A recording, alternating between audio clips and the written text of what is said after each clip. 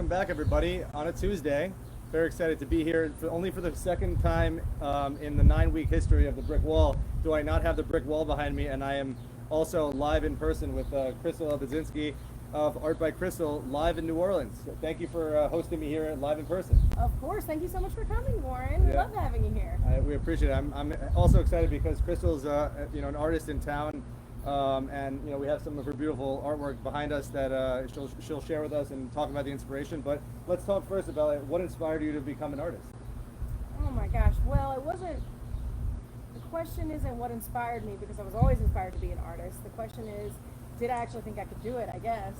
And so I always wanted to from the time I was a kid. At 4 years old, I still have drawings my mom saved, like legit ones, not the ones that, like, no offense, I love my nieces, but they're just like scribbling. But yeah, I've always wanted to do it my entire life. I can remember talking to a good friend of mine in 9th grade who knew he wanted to be a firefighter. And I was like, I wish I just could choose and know what I want to do. And he was like, you do know. You want to be an artist. You're the most talented one. Like, everybody knows it. Just go for it. And so it was really about getting the confidence to actually do it, which came with age. So yeah, I always knew. There was no question about it. It was just whether or not I could. Were there haters and people? I mean, you had that's an example of someone who inspired you and pushed you to, said you know what you do, but were there people who, or folks who were like, oh, you're an artist, well, we'll get a real job? Oh, okay, so you know this, but I'll tell the viewers, I did service industry for like 6 years, primarily like bartending, managing, but also the serving. And anytime because I did college, for art, my grandparents called it a doodle degree, so that could be a number one knock. I love my grandparents, I love you guys, but it's always just in the back of my head, a doodle degree. But as a bartender, people would say, what are you going to LSU for? What are you studying? And, studio art, drawing and painting, what courses, and I was telling the courses, and they're like, well, what are you going to do with that? Everyone's response, what are you going to do with that degree? And so, of course, I was like, well, you can work at a gallery, you can work at a museum, you can be a curator. There are tons of options just aside from being a doodler, But then I guess I should have done, now I'm an artist. So I had a lot of negatives, but honestly, the more I think about it, I try to focus on the positives. I focus on my parents. They were always like, just do it, you're awesome, just go for it, So I try to focus on that. I'm gonna bring this a little closer just in case we have audio issues. So yeah, no, exactly. I'm looking around here, and again, the viewers can't necessarily see all of your artwork that you have here in the projects, but your mediums are, including that is, I think that's a piece of a door. So you use unique and interesting mediums. Can you talk about that and what inspired you to do that? It came very organically. So when I was in college, we're supposed to, you paint on canvas. That's what you're taught to do. You paint on canvas or the proper paper for, watercolor paper. Or if you're doing a drawing, you use specific paper for whatever the medium is. And I really didn't like that. I don't like being told what to do, which a lot of people don't. But my favorite, so I guess where it all started, my favorite professor, Ed Smith at LSU, who I had 3 times actually, because I was like, whatever courses that I knew that you're offering, I'm in. Because he was just so encouraging for you to do whatever you wanted to do, basically. And I was like, great, you're not setting the parameters. So of course I had him for abstract, which was my first class with him, and he was like, free project, whatever you want to do, as long as you complete a painting in these 3 weeks or whatever. And he was like, use any tools you want, use any medium you want, you guys have had enough courses that you know. And so I was driving around just off of campus, and I saw what was a water heater door. So it was about, like 2/3 of a regular, kind of like the size of that actually, like 2/3 of a regular door. And then I just reverse, and then threw it on, but I had a Ford Taurus at the time, so it just kind of stuck out of the trunk. And then it was awful. It was an awful painting. But that's what I painted on. I could screw into it. I could mess it up because it was trash. You weren't scared. Canvases are new. They're scary. You know, what? It's all white. What do I do? This one already had paint flaking off of it. And it was already a painting to begin with. So I just enhanced it. Not that great. It wasn't that good. But I got better with time. Absolutely. I mean, do you find, I was thinking earlier in thinking about this interview, is it harder to again, if you have a stack of 50 canvases and you have to bang out I know that banging out is not the right term. No, say it. That's everybody says. No, but you have to bang out a bunch of whatever. Exactly. It's the same thing. Is it harder because you have all these different materials and you don't know what you want to use, or is it easier because you're creative in nature? My struggle is more with which project am I going to do, not how do I continue with one project. When I see things, whether it's like just the reclaimed wood, or it's I'm going to attach this for instance, I'll use like doubloons and like beer bottle cap covers and like, all the other things that I recycle, thrown away magazines, clippings out of there, to-go menus, people get them, they read them once and they, so to use those, for me, it comes really, really organic and natural, because what I've learned, I guess maybe this is over the years and also in school, I learned you can't start something from start to finish. You have a sketch, you go, this is exactly how it's going to go, and then you stick to that to a T, because you're forcing it. You can't force anything. So I go, okay, I want this to be, the teal and yellow. And then it turns out you mix your colors and you go, but I really enjoy the cerulean blue much more. You can't go, well, I'm going to remix and remix. You got to go with the flow. So whatever works, don't fight against it, I guess. So I don't really get overwhelmed. I get excited, I guess, with all the materials. So then you're always like, so other people's trash is your gold, right? I mean, one man's trash is another. One woman's trash is another woman's treasure. But I guess. Yeah. So you're always looking and sourcing, finding new things, like you're saying, like menus, different things, anything you can get your hands on, you can find a way to creatively put it into your work. At this point, because so many people know what I do, I actually have been turning away only because of time. There's only so much time, and everyone has the same amount of time. And storage. Exactly. Well, I do have a lot of storage. You've seen that. We specifically got a big house for that reason. But I've been given a lot as far as just I call it the canvas. The doors and I don't do as many windows because I've broken so many of my pieces. I get sad because I'm a mess. I'm a tornado. I think I drive my inspiration of what to create from what I find interesting, if that makes sense. Yeah, absolutely. Yeah, so it's not necessarily, okay, I'm going to paint a figure, a person today for no reason out of the blue. It's like, okay, I'm going to start creating, and I see this emerging. Let me enhance that. Yeah, absolutely. And then also, I mean, you're in a city that inspires creativity. I mean, we are in a city. I forgot we're live in person. I should know that. Warren also live hasn't sweating been in person. New Orleans for a while. That's true. Here. I kept talking about we were hiding. I had that nice background of the lake behind me, and then the brick wall, and then today Crystal's beautiful backyard. But talk about like New Orleans and how it's inspired. Again, a lot of that's the beautiful streetcar and the oak trees and this amazing city, and how that is part of your art and also an inspiration. For a lot of people, I think they would agree with me. Anybody that's ever visited here or watched Anthony Bourdain come here, really, anybody that's seen those episodes, it's a no-brainer. There's so much inspiration here. The city itself, is over 3 centuries old, and so it's just saturated with history and culture. And I can get into specifics just by saying, okay, so when I was 7 years old, I came for the first time with my dad. He needed a car part. I'm one of 4 kids, so for you to have a solo trip with your dad an hour and a half away was a big deal. So I came, and I was just in awe, staring up at the beautiful architecture. And as a 7-year-old, and my dad can attest to this, I was like, I have to live here. I have to live here. I love my family. I need to be close to them. And I can't live, really, if I lived in any other city, it would be out of the country. It wouldn't be this one. So I think my soul speaks to it, or it speaks to my soul, I should say. And there's a lot of quotes. I mean, John Goodman has probably the absolute best one. Bob Dylan's is probably the best. There's a lot of places I like, but I like New Orleans better. Bob Dylan. And then John Goodman, it says, you go, and I'm paraphrasing here, but you go to a place that you know nothing about, and then it speaks to your soul. So some people go to Ireland and they say, I absolutely love it. So I think it's just natural. But the reason people don't care about what you look like, what you wear, what you do. For instance, my mother-in-law's here, and she's like, "Oh my God, I have no makeup on." I'm like, "Do you realize that no one cares at all?" "Oh my goodness, look at me and my hair." But I'm like, "Do you do realize people?" I literally had a wig on, and then I came out here in sweat and took it off. I wear wigs all the time. Like, people don't do a double take, like a bright blue. And like, you can just be yourself, naturally yourself, and no one's going to judge you. This isn't a competition of who's better. And that's another thing with artists here. Everyone's your friend. For the most part, if they're not, they're probably not from here, or they don't live here. Everyone is accepting and welcoming of whoever it's not a competition. Oh, I got in this gallery and I got in that. It's like, hey, come over here and be with me. Come over here and be with. So the camaraderie that's here. But the history, it is a mixed, complicated history, as we're all discussing now, and we should all acknowledge. We shouldn't ignore that at all. And some of it, you have to learn from your past to definitely not repeat it. That being said, the stuff that is still here with us, just the architecture alone. They call it a European city on a po' boy budget. You're right, because it is. I think the French Quarter downtown. I mean, there's so many unique things. I mean, you have beautiful oak trees that are leaning over onto each other down streets, and then the French Quarter has French and Spanish influence, and I know a lot of your artwork, has those streetscapes in them. So when you're doing those, do you camp out and take it all in? And because the attention to detail in your art is incredible. I saw a piece that you did a couple weeks ago. I think you posted was of a street on downtown in the French Quarter. But do you camp out, or do you take photographs and then take it in and then? I do more photographs, and you're not supposed to. You should be camping out, and people do, and I applaud that.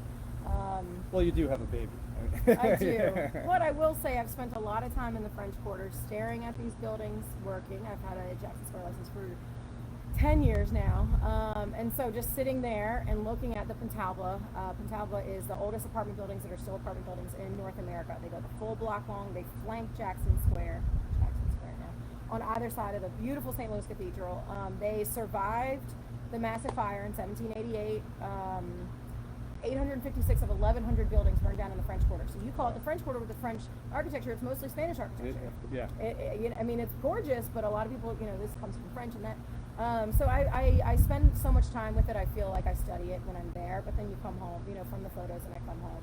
And I'll go back multiple times. I had a pretty great commission piece a couple years ago. It was a block long on Royal Street down in the French Quarter, and I went back and back and back to make sure every single thing to a T was accurate, and they were very happy with it, obviously, but they bought a condo, and that's what they wanted.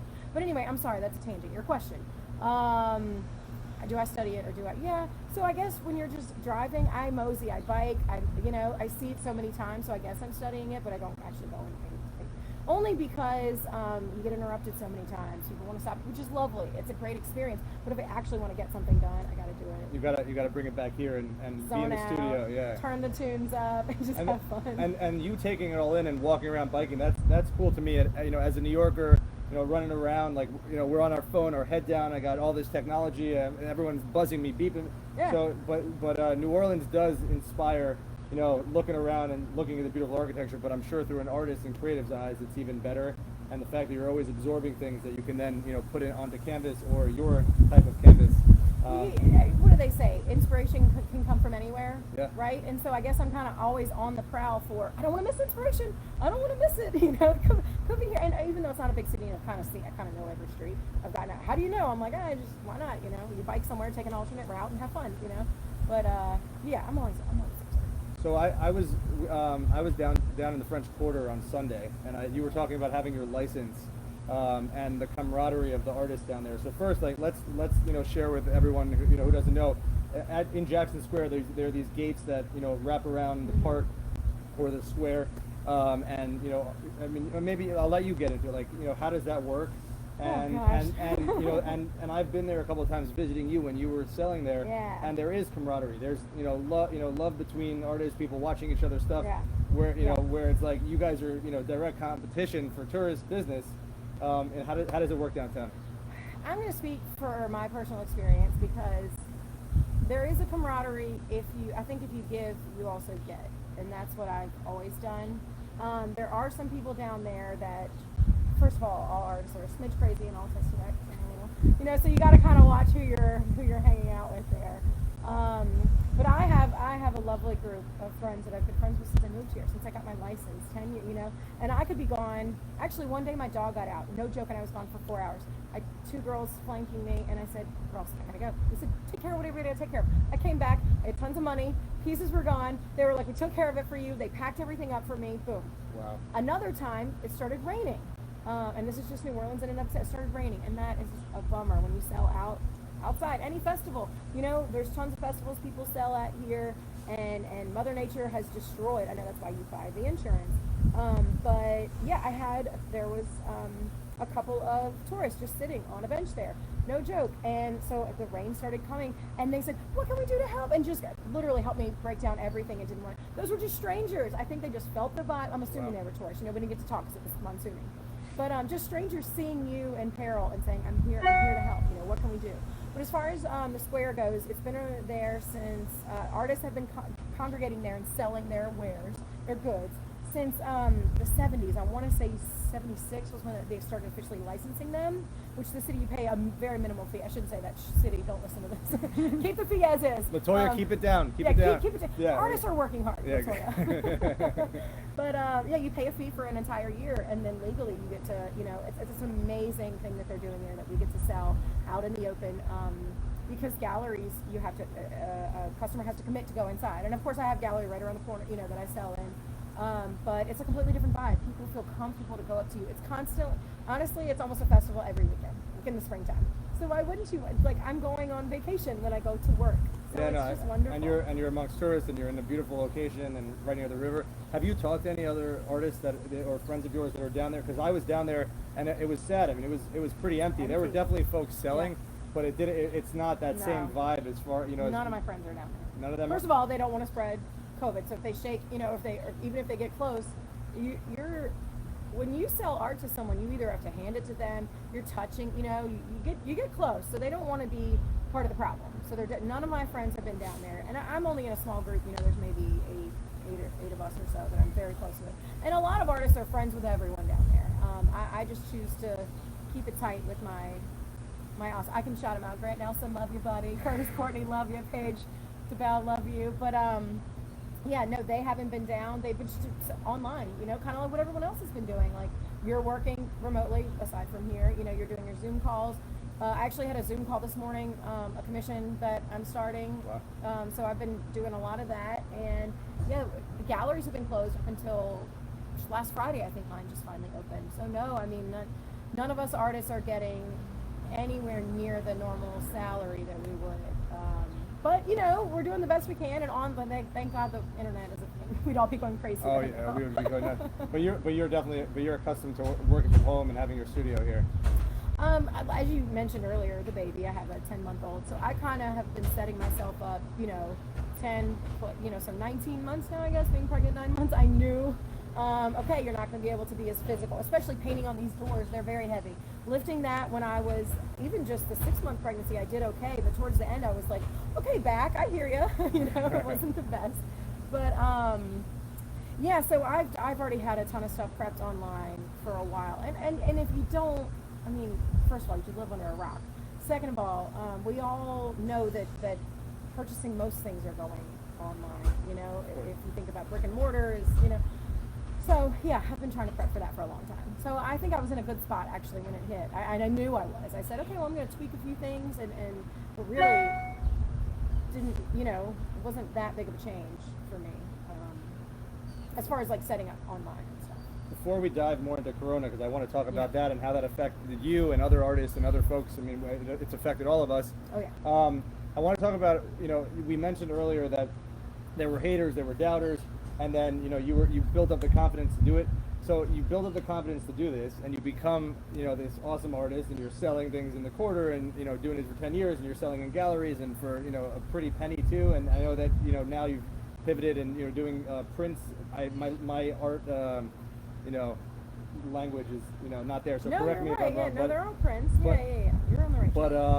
But, what's it like to, push through that, again, it's the brick wall. So we talk about challenges. What's it like to push through the brick wall to become an artist? But then also you're an entrepreneur, because you're a business person. You're selling things. You have to not just be creative. You then have to go out there. You have to negotiate. Everything. You have to sell. Yeah, you're the salesperson. You're the accountant. You're the marketer. You're the creator, obviously. So the production line. Yeah. You're the production of your own product, and then you're the one-woman band, right now. It is. So what's that like, and how did you pick that up, along the way? Well, for starters, I believe that you either have this like thing in you that's ambition, and Matt and I call it the hustle gene. We're like, do they have the hustle gene? And not in a hustler way, but in a way, not like I'm going to hustle you, but in a way you're hustling, like you're working very hard. Yeah. So do you have the hustle gene? So I guess maybe I have had the hustle gene, and something when, sorry guys, my dog. So when I was 14, I was in middle school, and I'm the youngest of 4, and so my dad was talking to me about him and his siblings, and there's 6 of them, and he said, you know, you can be the smartest person in the room. You can be the have the best grades, and you know, because school wasn't really hard. For me, I was like, okay, I didn't study. I just had, and he says, but it's about what you do with it. It's not what you were born with. It's what you do with it. You have to work hard. You have to work very hard for anything. Otherwise, you're just going to be just like, you know, you can be there's a lot of smart ditch diggers out there. I remember him saying that all the time. So I think that just really stuck with me. It was like, no matter what you do, I could be the most, because as an artist, there's always people way more talented than you. You're not reinventing the wheel. I did so much art history, it's required, you know, in school, and you learn, like, literally, I don't think I can ever paint anything completely brand new. They go, oh, that's reminiscent of Rauschenberg, or that's reminiscent of, you know, this artist. Oh, have you ever, first thing people ask, have you ever heard of this artist? And I'm like, okay, cool, teach me more. So you're not the best, you're not new. Once you realize that you're never going to be number one, you realize you go, I strive to be the best I can be, and to be I will hustle and I will not fail. So, trials and tribulations that I've gone through are so many. Speaking of selling out in the square, it's something I've always had to do. Luckily now I don't have to. Even with Corona, like I said, I'm still, you know, still selling a lot online, but when the galleries are open, when I was like maternity, galleries were doing great and commissions are coming in. So thank God. When I had to be out there every single weekend, the rain is a huge problem. Seeing homeless people, no joke. I don't know how like prude you want to get on this show, but things that homeless people do in the street. This is not PG. This is not no. Okay, well, like you see, I learned more about drugs, and I was like, "What are drugs?" And now I know, which is not a good way to work. Like, if my parents knew, they'd be like, "Stop being an artist right now. Go get an office job." I've told them now, but they're like, "Why did you?" Another thing, they were like, "We didn't think at one point you would survive. We didn't think that you would live with what you were doing." I pick up trash off the street. It's disgusting. Who knows what it has, you know? And then I cut it.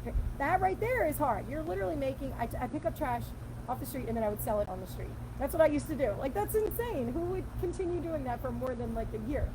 And you work with power tools. You have more power tools than I have, and I love power tools. Okay, you say that, but our roofer came, and I lent him like half the tools that he needed. He's like, I'm gonna go run home, and I was like, no, I got it. No, Yeah, I got it. Come in the basement. I got what you need. So that alone, right there, physically breaking your back, sweating, working outside in the 110-degree heat index at the airport yesterday, I think is what it said. You know, selling art out in the middle of summer for pennies. Some people can be cruel. If you're talking about the negatives, you know, why would I buy a piece of trash? That's what they said. The wife is in love with it, and the husband's like, why would I buy that? I had no money, and he hurt my feelings so bad. He finally came around. They went and shopped. He came around. I was like, sir, it's no longer for sale. I can't have my piece in your house. Wow. And I'm not even. I was that's principle. But I had no money. I was so stupid. I should have never done that. I should have never. But I said I will not let my piece hang. I worked very hard because then he talked me down on the price. He talked me down, like. Insult to, you know, half, he wants lower than, and I was just like, I'm not going to do it. And then, no joke, girl came in madly in love with it the next day and was like, you know, it was meant to be in her home for the regular price. Getting doors, they're all old, no joke. I cut one up and I found, this is also pretty gross, but like, you guys love old stuff and reclaim stuff. How do you think it gets new and nice and in your house? I found dead bats, not even kidding, wow. In the buckles of the door. They must have gone in there to like hibernate. I don't know if they drowned or what, but I was like, hey, the whole door, we're cutting this part off, that's going in the trash. The rest of it is going to be a beautiful piece. Just a lot of really, you know. Hey, I'm sorry. No, you're good, you're good. Sorry, there's dogs, guys. They're very cute if you could see them. And they're having fun. Woo! Here, we'll put a cameo. Yeah, okay, there we go. Roo. That's Roo. He's a good boy.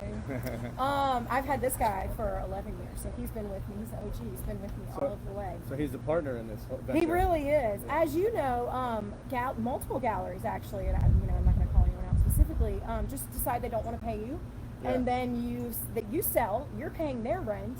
And then they end up owing you thousands of dollars, and you say, okay, I'd like, but you can't sue. I mean, you can sue them, but then you have to take them to small claims court. And this is something I talk about with every one of my artist friends has had this. Okay, you can get down and go run. Now that you got me all full of mud. They don't want to pay you. They just don't. They legally obviously have to. You have a binding contract. And in the beginning, I was so young. You know, you talk about you learn through the years. Right. And I say 10 years. That's what I've done. Like just this, but I started selling stuff in galleries in college when, you know, sophomore year, so we could go as far as say, you know, 13, 14 years. Next week, we'll get to, and I'm a nice person, I'm like, okay, no, but I get it, everyone goes through hard times, and then all of a sudden you're like, it's 3 months, And as an art, like I go, I gotta pay my rent. You should go get a job at Cheesecake Bistro. I was like, but that's not my career. I don't do that for a living. I'm paying your rent. Can you please pay me money? That being said, obviously the positives are, I've let people walk away with a painting and they mailed me a check before. Wow. I've never gotten burned in that way. Wow, that's incredible. That's a couple of times. Amazing trust right there. When someone loves it so much and you get to know, most of my buyers I become friends. so they like my style, they like what I do, I feel the same way, I agree 100%. So that's a lot of positives. I don't want to focus on the negatives, but there goes, okay. But it ain't easy to run a business. But to get really down to it, I mean, rent's behind. This is like, as an artist, it's feast or famine for many years, and I would never be behind rent and car insurance were the two. I was like, always gotta pay. You can be without a phone, you can be without cable, right? Yeah. You can be without all these extra things, but like you gotta pay it. But yes, just going, oh, I wish, oh my gosh, I hope, and then all of a sudden you make like a ton of money that week. But it's feast or famine for many years for artists, and I think that may be one of the reasons that people think that they can talk down with pricing for artists, because there is no Amazon to compare it to. There's no price matching, because you're unique and you're one of a kind. And so I think that artists just you have to always get with the confidence behind yourself. Even if you have no money, you have to say, I'm worth X amount. Whatever you put that on, you have to stick with it. Definitely a lot of, I don't want to get too negative, a lot of trials in there. A lot of brick walls to bust through. Yeah, but that's how, brick by brick, that's how you learn, and that's how you grow, and you get thicker skin. I talk about it all the time.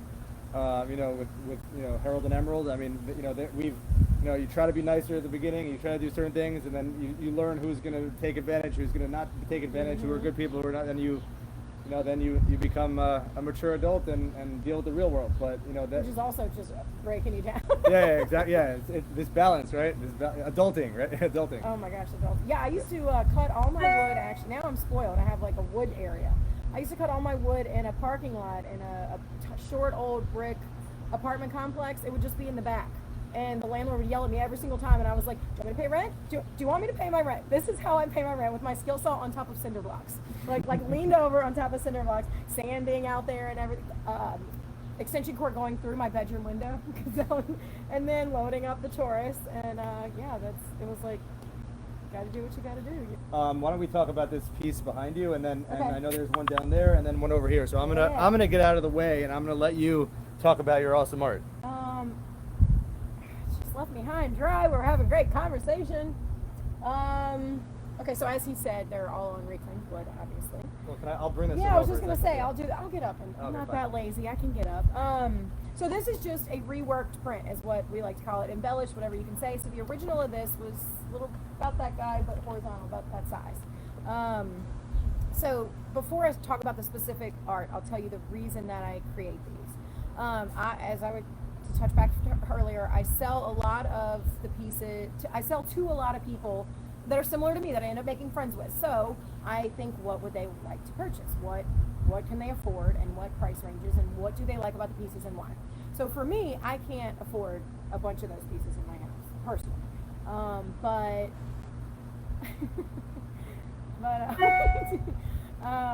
Sorry, my husband just walked out and interrupted, and distracted me. He didn't interrupt. Anyway, so I like to do different tiers. So for someone, say in college, when I was in college, I could only afford about $100 for art. So I would always get like my Jazz Fest poster, $75, and then it would sit in the roll in my closet, and I would never ever frame it, which is such a bummer. But it's beautiful, and I loved it, and it's signed and all that stuff. So I was an art buyer, and I was young, and I wanted something in that price range. So for these run anywhere from 80 to 110, this size. So you can see it's like about maybe 12 inches by, 9 inches or so, which is great. It comes with this little hanger. I make, so I make all this. This is baseboard or crown molding. These are just like either parts of window or, what. Honestly, I've been taking stuff out of I told you we have a raised basement in here. We've been taking stuff. It was gutted after Katrina, but there's still a lot of wood. So we've been using stuff from my basement, which is so fun. So I just make this frame. This is just a standard paper print with contact cement touched to this guy. And then I embellish it, so I paint over it. So technically people, other artists are like, it's an original. I'm like, I'm not gonna lie to anyone. It's clearly a print. Hand signed, embellished with your own frame. Literally, all you have to do, you can put a tack. It's so lightweight. Put tack in the wall, and then boom. goes on the wall. So that as a young college kid, that's what I would want to purchase. I think we got to bring it a little closer for the detail, because it's a beautiful cityscape of New Orleans, and So, the tree. yeah, sorry. This is two shotgun houses from the Irish Channel, and that's a beautiful, not quite as old, it's not 300 years old, maybe like a 100-year-old oak tree. And I loved the Irish Channel. If I could have lived in a small house, we would have bought in the Irish Channel, but I needed 5,000 square feet, so we did not buy there. So that's it. But yeah, so this is the original of this, which is what I'll talk about back here, is just black acrylic paint over a very fun, like, abstract background. So that's these guys. Would you go snag that pelican purse upstairs? I want to talk about that. Do you mind? So there's another one here that I put on the ground. This is so stinking fun. It's the last one like him. Her, I should say. I've been calling her a her. So this, She is pink. She is. I know. Not to. I don't want to gender. Yeah, true. But so this is a little of that, and that's the original. So this is, same thing, embellished print, same style as I was talking about with that one. This is originally pink from the house that it came on. That's what it was so meant to be. And you see the right angle that it creates here. This held up gutters on an old pink house. And they don't use, this is cypress. It is basically waterproof. Cypress grow in water, which is why you can't cut it down anymore. No one's using that for houses. It's just about termite proof. No bugs are going to get into it. And that's why it's still here, and that's why it lasts. So all I did was, assemble it and sand it down, give it a good seal so none of the old wood gets in your home, so it feels nice and brand new. And then of course, same thing. I always sign and write a little note on the back. And so yeah, I love this pink, and I'll hold it up close like that so you can see. So the imagery on this one will go to the large guy. Girl, gosh, I'm sorry. I call them guys because they're wood and they're hardy, Matt always makes fun of me. He's like, she loves wood. I guess he's such We a did child. say it's not PG. We did say. Sorry, guys. I'm sorry. So I'll just bring And thank you to everyone who came back, after the commercial. Happy to have you back, and obviously this is the best part because you get to see the beautiful art. I'm gonna tilt this up a little bit perfect. here. That's There perfect. we go. I think we can see it. Can we hear me? Okay, so this piece, oh my gosh, I just love this one so much. This is recent. I painted this one not that long ago. So it is, if you flip it upside down, it's like the top 2/3 part of a door. And you can see here I've left a little latch. So obviously, hopefully this was not an exterior door because it wouldn't be very secure. And then another latch that came from the threshold. You can see that the hinge is still on it. So I like to leave whatever original hardware I can, because otherwise it just kind of looks like a boring frame, but solid wood. They don't really make them like this anymore. They're all hollow, MDF, basically like sawdust glued together, which is nuts. Second that gets a little bit of humidity, and in here in New Orleans, a lot of humidity, it just puffs up and then it's trash. These things, hundreds of years, these are in homes. This kind of wood lasts forever. So what I did, the door had a little bit of pink. Show it. You see the pink here and a little over there showing through. And I don't get that very often, and I'm not a big, everything isn't pink in my life. But I said, oh my God, it's so mauve and beautiful. And so that's where the inspiration came from, the background. So then I added in just different, a little bit of red, a little bit of the lighter pink, a little bit of silver. So that's where we get to my actual painting on the door. What I do is I collage in. And if we could, I'll just zoom in here. There's so many details. You can pull it up. Why don't we? I'll hold it for you. Sorry, guys. We'll hold it here. So you can see right here we have a collage of a gorgeous building along St. Charles Avenue. This is 2525 St. Charles, the Rex Mansion. Rex is king of Mardi Gras. And so this building is a lot of famous stories. It actually just burned down. I took this photo in 2013 and it just had a fire. So it's pretty interesting history there. You can see silver. I held up Mardi Gras beads and spray painted. Just you can see the silhouette there. I didn't study this one before So we'll go through. There is St. Charles Avenue streetcar right there. In the blue, this is super hard to see, but I'll try to show you. If you focus, you can see a little circle there. That's the clock. There's the peak, and that's blue in the background. And this is the St. Louis Cathedral that we were talking so infamously about in Jackson Square. Here we have a second line. You can see the trombone horn. Very faint, but you can see a VIEUX.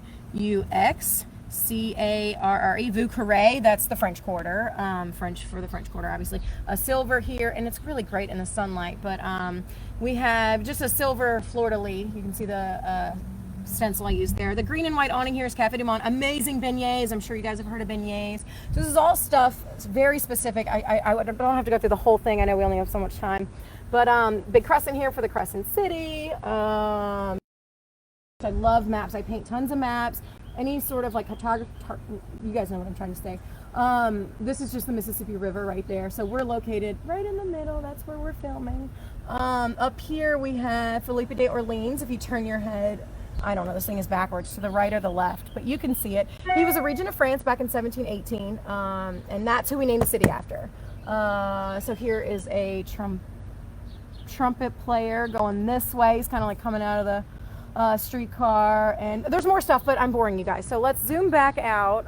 We'll put it the here. amount of complexity and work that goes into this. I mean, you can see. And I have to say, once you've been, I'll be a bad holder again. But once you've been an artist in New Orleans for 10, 14 years, whatever you are, you become recognized by folks, and then they approach you for partnerships and for other things. So why don't you talk about this piece that I was holding? Okay. Yeah. You're gonna hold that? I'm not good at it. I'm a little shaky, but I'm holding it. I'm obsessed with this. Okay. Well, I have like this one specifically. I'm obsessed with, but I have some other things like this. So I have apparel. There's some home goods. There's a lot of bags and pouches and pillowcases, but it's all on the apparel part of my website. But the quality on these, I've searched. I mean, you have to do your research, trial and error. You know, how many items do you buy and they fall apart in a minute? You guys already know I work with power tools. I'm like physically very active with all this stuff. And so the hardiness, yet the daintiness that this offers. So this is an image that I created, a mama and baby pelican, because I was pregnant and I was so excited to be having a little one. So it's basically an image just like that, printed very well, double-sided on a crossbody bag, or it can be a wristlet. There's actually a little strap for a wristlet. So this one, you can actually see a lot of the little details that I'm kind of describing there that get lost because there's so much of the black imagery. This one, once you look up close, there's a lot, but it is a really good quality. You can see the zipper on it. It's a hardcore one. And I don't know, show you what I have in my bag, but it's hand sanitizer. Shocker. Gotta be safe. But anyway, there's different pouches. There's zippers. You guys can't see that, but then it's just it's really well made. You can adjust the strap, and this is just one of a bunch of them that I designed on the site. So I actually designed it with the makers, and I'm telling you, I'm obsessed with the quality of this because you guys know, you women or guys, you know, you get something and it breaks instantly. Oh, it's cheap. Oh, it's made in China. But, you know, whatever it is. I am not the seamstress. I will tell you that. I did outsource. I do a lot, but my talents are more in the painting and the assembling, not necessarily in the hand sewing. So yeah, there's amazing pillowcases, tote bags, larger purses. I like this just because it's easy to grab and go because I have the big diaper bag, you know, for the baby. But yeah, check that out. It's the apparel part on my site. There's tops. There's really anything you want to put art on and enjoy, because not everyone can, like I said, afford, you know, say that was $100. This is only $39. Is that the right price? Yeah, $39. And there's things on there for $19, for, you know, $75 for a larger, nicer bag, obviously.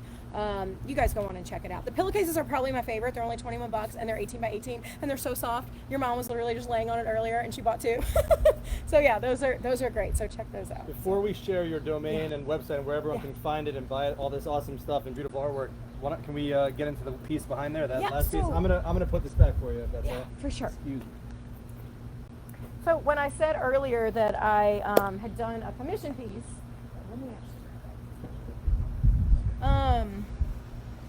I had done a commission piece of Royal Street. So this is another embellished print that I have. So can we see it? Here, I'll fix this. All right. Complimentary leaf with every purchase. I'm just kidding. Yeah, so this was, if you can see here, there's a door handle. Original, this was a massive, I want to say 6.5 feet door and height. And yeah, so that was the original piece. This is G-clay canvas. And then this is a frame that I've built around it and a ton of embellishments on this guy. So another reason that I do this size is because, as I was saying earlier, I like to make things that people like me can afford. I can't afford that price, but I can afford this size, an embellished print. It looks just like an original. The quality of a G-clay is, you know, unmatched. Again, I've shopped, I've done the proper printer, And this quality of this is the highest quality. There's no extra glare. There's no hiccups. There's no misprints. All these are hand signed. Like I said, all of it is embellished. It's got a ton of imagery, hidden fun stuff in the background as well. And this is a 700 block. So the cathedrals, Jackson Square. If you're asking if I study the buildings, I've walked by this thing. I can't tell you how many hundreds of times. How iconic are these gorgeous balconies? You see the little Mardi Gras masks. There's Mardi Gras beads in there. I was talking about the attention to detail. Look at that. I mean, it's unreal. Yeah, so this is the 700 block of Royal Street, and the couple bought a condo right back there, who I went and visited multiple times because I love commission work. And these guys have purchased a few from me, so it was really fun to do one specifically for them. They showed me the wall that they wanted it on. I showed them multiple doors that I had found and picked, and they chose their favorite one. And then we worked hand in hand to create this, and really it was just so easy and again natural to work with such lovely people, but also with such a beautiful such a beautiful landscape to work with. So this guy. So these embellished prints run anywhere from like $300 to $800 depending on the size and the complexity of them. So this one here has been $600, but I think I just put him on my website for $400 for sale because of we call that Corona art, hashtag Corona art, Corona art prices. But yeah, he's like I said, a G clay, and you get it your own frame. So the top and bottom of this, you can see where there were latches. So this was a door threshold. Top and bottom, and then I'm not quite sure what the edges, but it's all reclaimed wood. It came red. I just sanded it down, and you're getting physically a piece of the city. You're not going, these aren't like from Home Depot. No offense, I like Home Depot. Not that they're a sponsor. They're not a sponsor, but no, we wish. No. But maybe one day. Exactly. Anyway, yeah. So that's this beautiful piece right there, and I can all right, fine. And so that, I just want to thank Crystal for joining us, and thank everyone, all the viewers who came back to join us after our commercial break. Now, before we end, this is the important part. Now that you've talked about the art and all the prices, where can you be found, and where can your art be found? Artbycrystale.com as the dog barks. So that's art, ARTBYCRY. They're having fun. So are we, but they're also having fun. It's just crystal, like a crystal ball, CRYSTAL, E like elephant, the letter E.com, artbycrystale.com. If you go there, you can see apparel, prints. The purchase is just for any of these that you've seen. Really just email me, artbycrystale.com. artbycrystale@gmail.com. Or if you just Google that, I'm on Facebook at artbycrystale. I'm just going to say it like 50 times. On Twitter, Facebook, Instagram. I'm really big on Instagram. You'll actually see these loud monster puppies on my Instagram if you want to check that out. But I do want to say before we go, and I'm sure that we're due for time and everything here. But speaking of Corona, I hope everyone's doing okay out there. I hope you're doing well. I know a lot of mental health is being underplayed right now. We all need to do whatever is best for our mental health. Here, we are so fortunate and so lucky. The weather was great. March is right when the city gets pretty. And I've just been going for walks every single day. Like you said, working from home, I can't complain.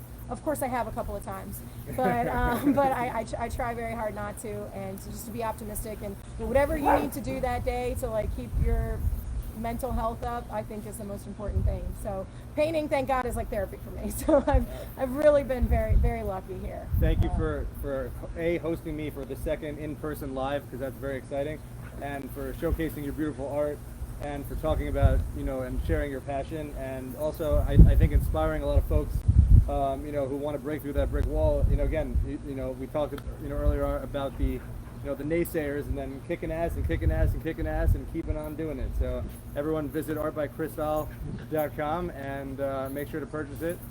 I have a beautiful piece in my dining room.